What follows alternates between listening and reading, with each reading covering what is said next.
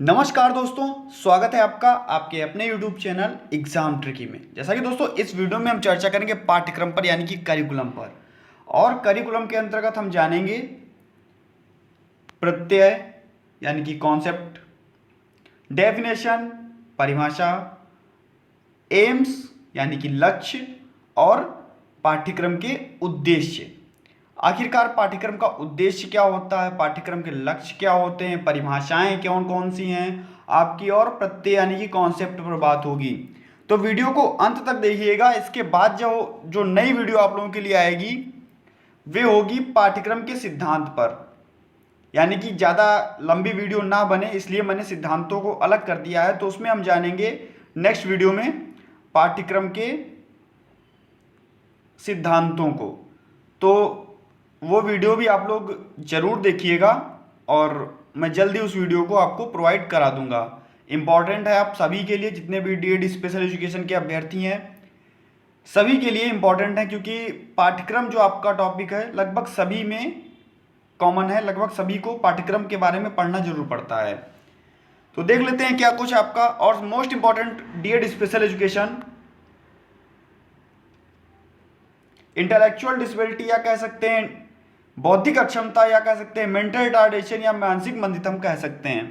तो इनके लिए तो मोस्ट इंपॉर्टेंट है ही टॉपिक, बाकी जितने भी अभ्यर्थी हैं सभी के लिए इंपॉर्टेंट है, क्योंकि या जो आपका टॉपिक है 5 से 10 नंबर में आपके पेपर में जरूर पूछा जाता है। और ऐसा टॉपिक है कि आना तो अनिवार्य है, ना कुछ तो आपसे 2 ही नंबर में पूछ देगा कि पाठ्यक्रम की परिभाषाओं को लिखिए, पाठ्यक्रम के उद्देश्यों को लिखिए, पाठ्यक्रम के सिद्धांतों को लिखिए। हो सकता है आपके 10 नंबर में ये पूरा टॉपिक पूछ दिया जाए। तो देखिएगा क्या कुछ है, और बहुत ही सरल वे में मैं आपको बताऊंगा कि क्या कुछ होता है पाठ्यक्रम और किस प्रकार से आप लोग तैयार करेंगे तो आप लोग सीख सकते हैं। तो जब पाठ्यक्रम की बात आती है तो थोड़ा सा आप लोगों का जो एक डाउट है मैं क्लियर कर दूं।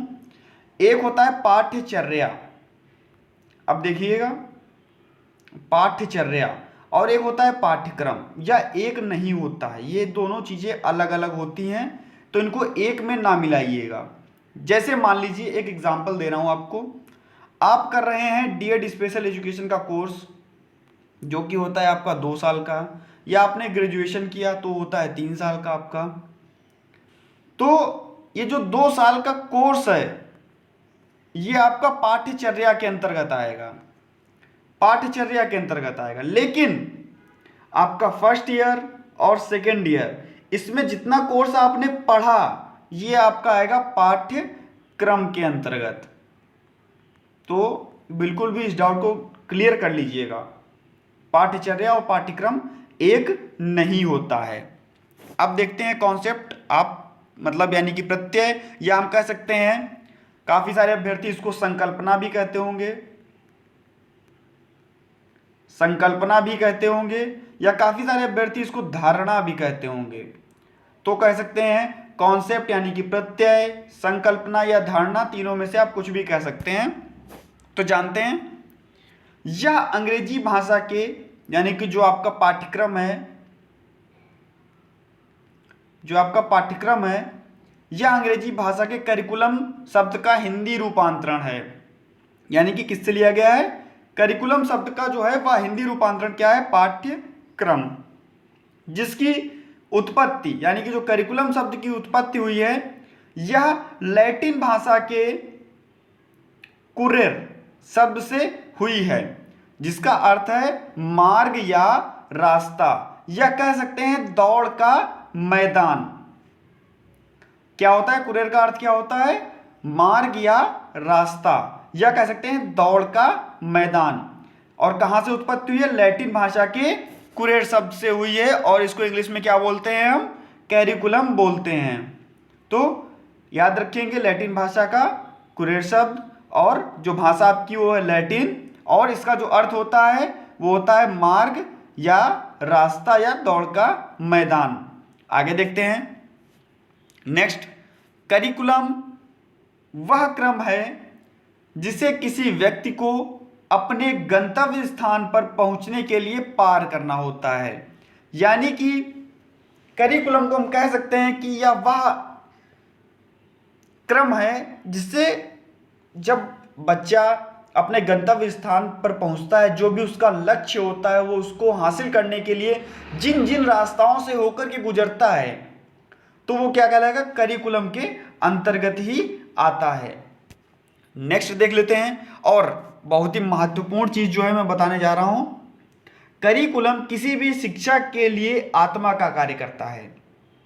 यानी कि अगर हम कह सकते हैं तो शिक्षा की आत्मा, शिक्षा की आत्मा किसको, करिकुलम को कहा जा सकता है। यानी कि करिकुलम किसी भी शिक्षा के लिए आत्मा का कार्य करता है। शिक्षक छात्रों को पाठ्यक्रम के माध्यम से ही बालकों का क्या करता है, सर्वांगीण विकास करता है। सर्वांगीण विकास के अंतर्गत सारे विकास आपके आ जाते हैं, व्यक्तित्व जो आपका शारीरिक विकास हुआ, मानसिक विकास हुआ, सर्वांगीण विकास में सारे विकास। तो चलिए आगे देखते हैं। पाठ्यक्रम वह साधन है जिसके द्वारा शिक्षा व जीवन के लक्ष्यों की प्राप्ति होती है। यानी कि पाठ्यक्रम वह साधन है जिसके द्वारा बच्चा क्या करता है, शिक्षा की प्राप्ति करता है और जीवन के लक्ष्य जो होते हैं वो उनको प्राप्त करता है। अब यह अध्ययन की एक निश्चित व तर्कपूर्ण क्रम होता है। जो एक अध्ययन का एक क्या होता है, निश्चित होता है कि करिकुलम जो बना दिया गया उसी के अनुसार आपको पढ़ाया जाएगा और उसी के अनुसार आपको चीजें बताई जाएंगी। तो क्या होगा, निश्चित होगा या क्या होगा आपका, निश्चित होगा और तर्कपूर्ण क्रम होगा, जिसके माध्यम से शिक्षार्थी के व्यक्तित्व का विकास होता है और नवीन ज्ञान एवं अनुभव को ग्रहण करता है। जाहिर सी बात है, जब बच्चे के लिए पाठ्यक्रम बनाया जाएगा यानी कि करिकुलम बनाया जाएगा तो क्या होगा, उसका विकास होगा और उसी विकास में क्या होगा, नई नई नवीन नवीन ज्ञान और अनुभव उसको ग्रहण होंगे, नए नए ज्ञान और अनुभव ग्रहण करेगा। देखते हैं परिभाषाएं, मैंने यहाँ पर 3 से 4 परिभाषाएं दे रखी हैं और उनके अनुसार भी और काफ़ी सारी चीज़ें हैं, मैं आपको समझाऊंगा।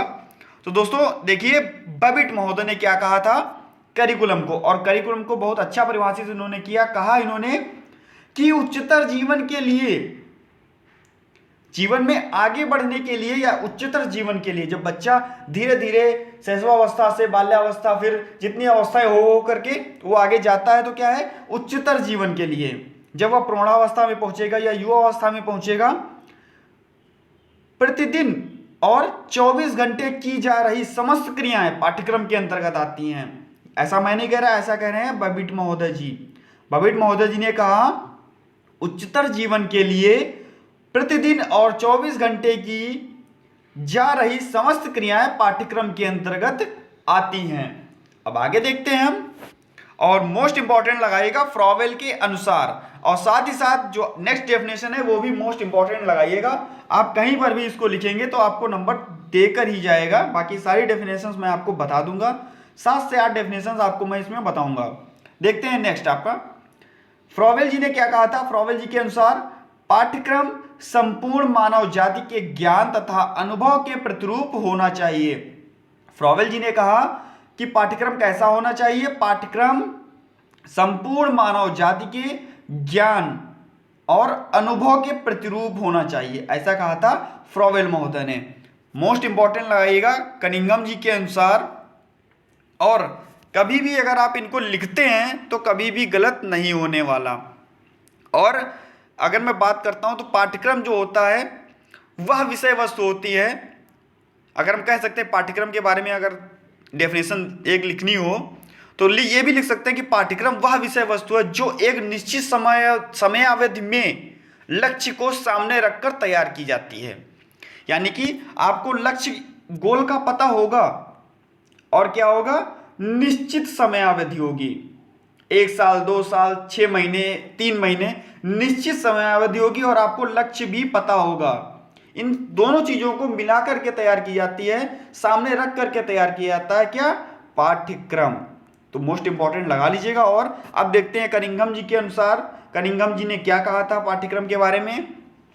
पाठ्यक्रम कलाकार, यानी कि यहां पर कलाकार किसको कहा गया है, शिक्षक को कलाकार कहा गया है। शिक्षक के हाथ का वह साधन है या हाथ का वह औजार है, ऐसे भी हम कह सकते हैं, या कह सकते हैं कि पाठ्यक्रम, यहां पर कलाकार की जगह पर हम काश्तकार भी कह सकते हैं या कलाकार भी कह सकते हैं। तो कहते हैं पाठ्यक्रम कलाकार के हाथ का वह औजार है, यानी कि शिक्षक के हाथ का वह औजार है जिसे वह अपनी सामग्री, अब सामग्री यहां पर किसका, कौन है, यहां पर शिक्षक किसको पढ़ा रहा है, किसको ढाल रहा है, शिक्षार्थी को, या कह सकते हैं विद्यार्थी को या बच्चे को। तीनों चीजें हम कह सकते हैं, विद्यार्थी को या शिक्षार्थी को या बच्चे को, जिससे वह अपनी सामग्री को अपने आदर्शों, अब उसके आदर्श कौन कौन से, जो उसने सीखा यानी कि जो उसके उद्देश्य के अनुसार अपनी चित्रशाला यानी कि विद्यालय, यहां पर चित्रशाला का क्या अर्थ होगा, विद्यालय, या हम कह सकते हैं यहां पर प्रयोगशाला भी कह सकते हैं, क्योंकि कभी कोई हम नई चीज करते हैं तो प्रयोगशाला में ही जाकर के कहते हैं, या चित्रशाला को हम कह सकते हैं विद्यालय में ढाल सके या अपने आदर्शों के अनुसार विद्यालय में ढालता है। तो यह कनिंघम जी के अनुसार है, और मोस्ट इंपॉर्टेंट लगा लीजिएगा, आप कभी भी इसको लिखेंगे आपको नंबर तो देकर ही जाएगी, बाकी आपको जो भी याद हो जाती है आप लिख सकते हैं डीवी के अनुसार।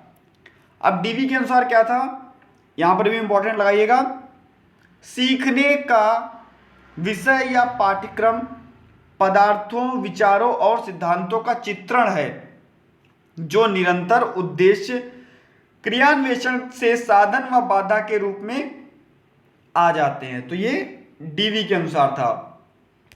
एक और देख लीजिएगा, और यह था मुनरो जी के अनुसार, अकॉर्डिंग टू मुनरो जी, यानी कि मुनरो जी के अनुसार देखिएगा, मोस्ट इंपॉर्टेंट, मुनरो के अनुसार पाठ्यक्रम वह सभी क्रियाएं सम्मिलित होती हैं, यानी कि पाठ्यक्रम में वे सभी क्रियाएं सम्मिलित होती हैं जिनका प्रयोग हम शिक्षा तथा उद्देश्यों की प्राप्ति के लिए करते हैं।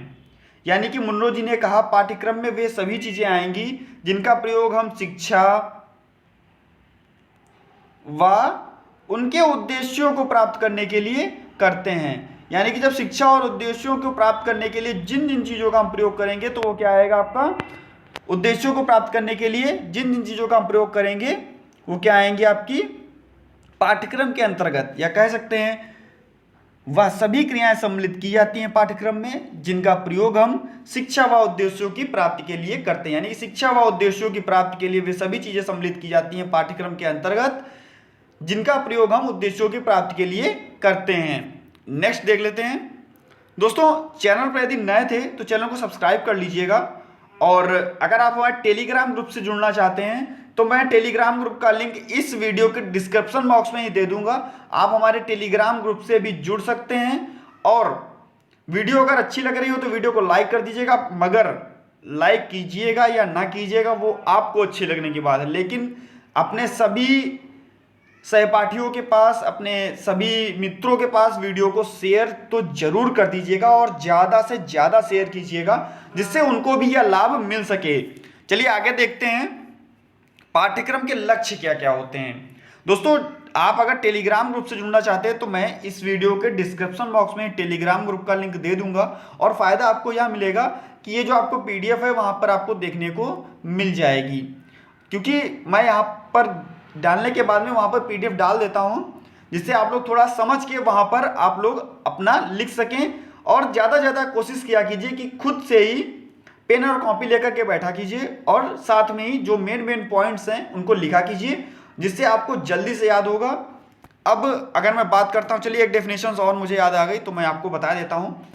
माध्यमिक शिक्षा आयोग के अनुसार, माध्यमिक शिक्षा आयोग के अनुसार यह डेफिनेशन याद आ गई तो मैं आपको बता दे रहा हूं। माध्यमिक शिक्षा आयोग के अनुसार काफी बड़ी डेफिनेशन थी, मगर चलिए आप देख लीजिए। तो सबसे पहले अगर मैं माध्यमिक शिक्षा की सरकार की आयोग की बात करता हूं तो यह भारत सरकार के द्वारा बनाई गई थी, और कब, 23 सितंबर, इसको भी याद कर लीजिएगा, 1952 में। और किसने इसका गठन किया था, तो लक्ष्मण स्वामी मुदालियर ने। किसने गठन किया था, लक्ष्मण स्वामी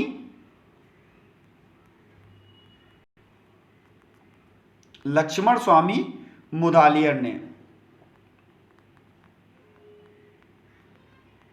साथ ही साथ एक कोठारी कमीशन आता है, उसको भी आप लोग देख लीजिएगा, विशेष शिक्षा की उसमें बात की गई है। तो चलिए देख लेते हैं माध्यमिक शिक्षा आयोग के अनुसार पाठ्यक्रम क्या कहा गया।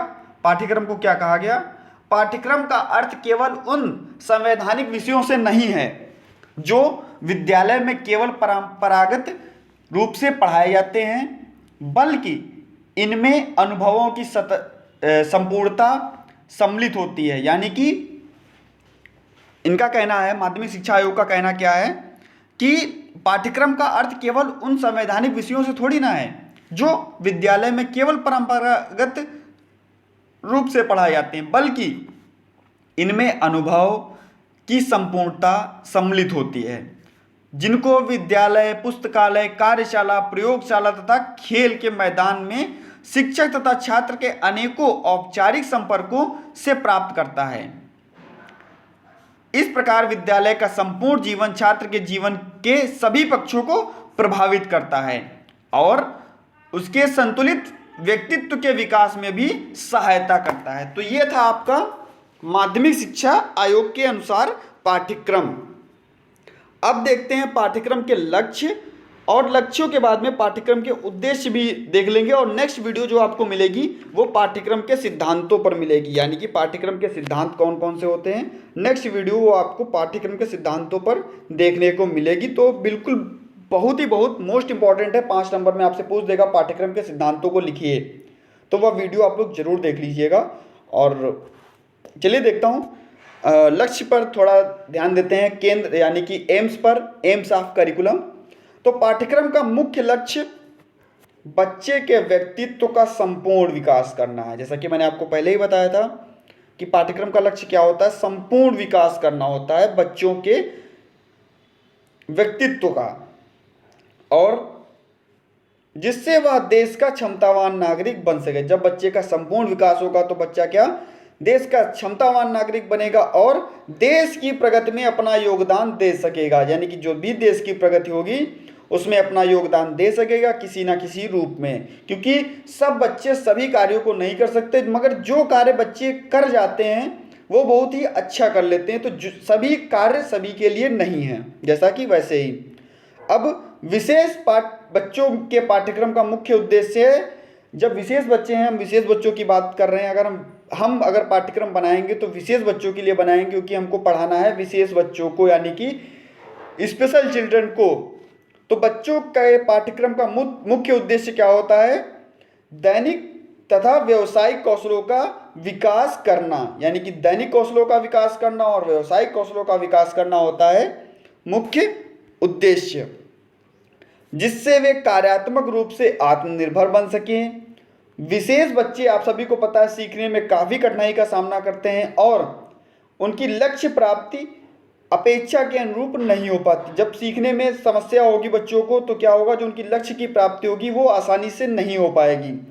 अर्थात पाठ्यक्रम का निर्माण करते समय पाठ्यक्रम के उद्देश्यों को ध्यान रखना बहुत ही आवश्यक होता है। और पाठ्यक्रम के जो उद्देश्य होते हैं, मैंने आपको सबसे पहले बताया, इसमें बच्चे का किन किन चीज़ों का विकास होगा। बच्चे की व्यक्तित्व का विकास होगा, यानी कि व्यक्तिगत पूर्णता को प्राप्त करना, व्यक्तिगत पूर्णता को प्राप्त करना। दूसरा आपका होगा सामाजिक क्षमता का विकास करना, बच्चे की सामाजिक क्षमता का विकास करना, सामाजिक क्षमता का विकास करना। तीसरा आपका होगा व्यवसायिक कुशलता को प्राप्त करना, अभी आपको बताया गया, व्यवसायिक कुशलता को प्राप्त करना, व्यवसायिक कुशलता को प्राप्त करना। नेक्स्ट देख लेते हैं जो उद्देश्य, तो उद्देश्यों के अंतर्गत और क्या कहेंगे, गुणों का विकास होगा, बच्चों के गुणों का विकास होगा और कौशलों का विकास होगा, अधिगम वातावरण का निर्माण होगा, अधिगम सामग्री का निर्माण होगा, तो इन सब चीज़ों का निर्माण होगा। नेक्स्ट अगर हम बात कर लेते हैं तो छोटा सा टॉपिक है घटक यानी कि पाठ्यक्रम के मुख्य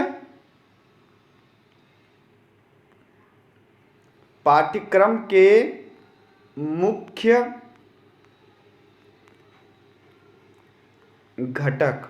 और पाठ्यक्रम के मुख्य घटकों पर अगर बात होती है, या हम कह सकते हैं स्रोत। जब स्रोतों पर बात होती है तो केवल और केवल 3 स्रोत आपको यहां पर देखने को मिलेंगे। एक आपका होगा शिक्षक,